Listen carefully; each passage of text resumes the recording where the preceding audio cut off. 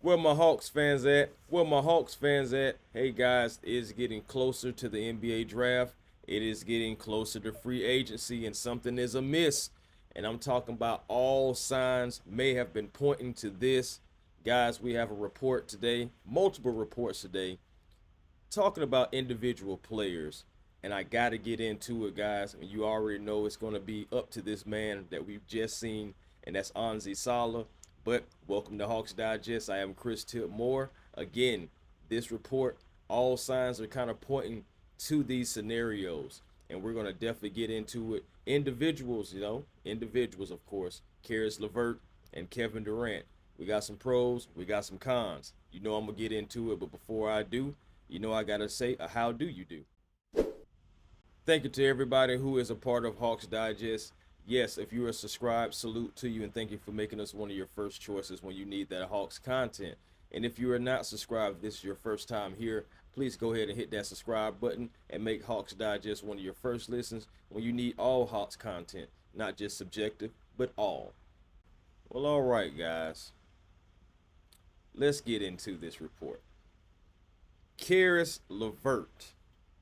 Caris LeVert is drawing interest from other rival teams. And the teams, what I mean by rival, because they're in the Eastern Conference as well. There are reports out from, and there are multiple reports actually coming from the same guy from Hoops Wire, Mr. Sam Amico, and from Amico Hoops. And he is saying that Caris LeVert is drawing a lot of interest and is expected to draw even more, but specifically from the Brooklyn Nets and the Detroit Pistons. Man, now I ain't gonna lie to you. I would like to keep Caris LeVert. I'm pretty sure the Hawks would like to keep Caris LeVert because he came over in the trade. He's able to get his own shot. He can be like that secondary scorer off the bench, as we've seen.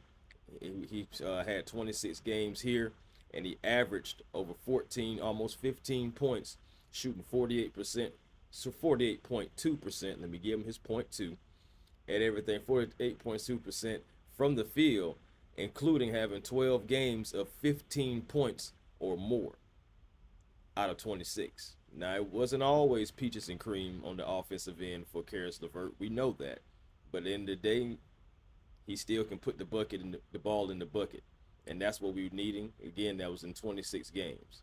So again, drawing interest from the Brooklyn Nets, a team that is where would you guys think that the Brooklyn Nets are going? I would say kind of nowhere right now. I feel like they're in the rebuild stage, far from where the Atlanta Hawks are, in my honest opinion. I know that they are trying to get better. We did lose games to the Brooklyn Nets, yes, but overall, in the totality of the Brooklyn Nets organization and Atlanta Hawks, I think they're a little worse off.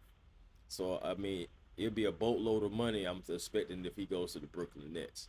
Detroit Pistons, now that is a interesting team right there. And if you put Caris LeVert over there, it would make his job a little bit easier. And so you already will have Cade Cunningham. I'm assuming they may keep Malik Beasley. They have a few other pieces over there that they can work with. Like honestly, they have a team, and putting another scorer over there, somebody that can get his own shot and take pressure off of guys like Cade and possibly be off of their bench as a secondary scorer. That would be an interesting um, situation for, I think, the Brooklyn Nets. But of course, this is Hawks Digest, and we're not looking for that to happen. I think the Atlanta Hawks should offer uh, Caris LeVert a decent contract. Don't go overboard. Don't go crazy now. We're not saying anything like that. And we know that his role was different in Cleveland than it was here in Atlanta. And it's not just me, making these things up. This is Caris LeVert, and he said, in Cleveland, I was more of a 3 and D catch and shoot kind of a guy. Then here, I was playing with the ball a lot more. And of course, why wouldn't he like that? Why wouldn't he be able to showcase all his skills instead of just doing one thing? We seen that with Dyson Daniels. Hey, you go stand in the corner. We'll get to you when we can. But with more oppos, you seen what happened. Dyson Daniels turned into the most improved player of the for the Atlanta Hawks of the NBA, and also broke the franchise steals record with 229 steals. Got close to Michael Jordan as far as with the stocks as well. Not quite there, but still quite impressive for something that happened back in the 80s. So, just saying, guys, you know what I'm saying? More opportunities for certain guys, they flourish. And Caris LeVert for the Atlanta Hawks, I think overall, my verdict, go after Caris LeVert, see if you can bring him back in at a reasonable price. Now, if you just get outbidded, you just get outbidded. But still try to see if you can bring this veteran back that can help with this young team and give us some scoring. Now, let's go ahead and switch gears because, of course, I'm pretty sure you guys seen the thumbnail. It's not just Caris LeVert on there. It's also this guy, too. Kevin Durant. KD. Slim Reaper. Easy money sniper. You know, what else can you say about this guy? You know, his production is there. You look at Durant's numbers, it may have like a slight drop off, but KD is still a bucket, okay? Kevin Durant is still one of those players in the NBA because he had 26 points, 26.6 points last year, 6 rebounds, 4.2 assists, shooting over 52% from the field. So, again, we know KD is a bucket. And I'm not going to lie to you, Hawks fans. I'm going to be real with you. I'm going to level with you.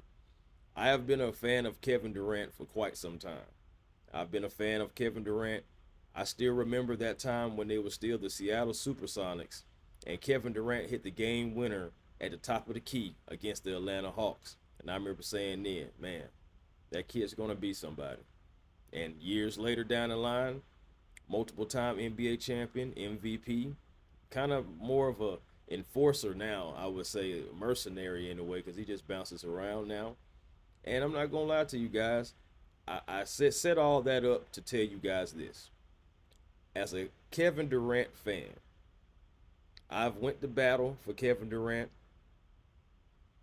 I don't want Kevin Durant in Atlanta. I don't want Kevin Durant in Atlanta because it's going to cost the Atlanta Hawks too much. Remember I was telling you guys, you know, Kevin Durant was being mentioned with the Atlanta Hawks. And at the midnight hour, the Atlanta Hawks did reach out about Kevin Durant. They did indeed. But it's also reported from the same guy, Sam Amico, that the deal that was reached out about from the Atlanta Hawks, from the front office of the Atlanta Hawks, was more so for the off season and not necessarily at the trade deadline. Well, guess what? We're in the off season now. And Kevin Durant's name is quietly being bounced around. Depends on if you're really looking at it. I've seen Minnesota. I've heard Atlanta. I've heard him and Giannis maybe meet up in Toronto.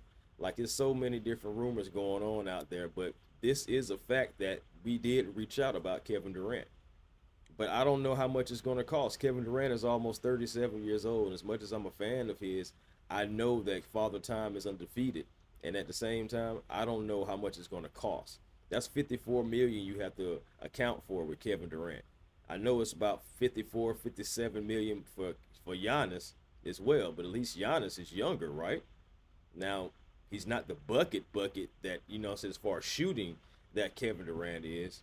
But again, Kevin Durant is an older player, and if you bring Kevin Durant in, you can forget about Risacher's development.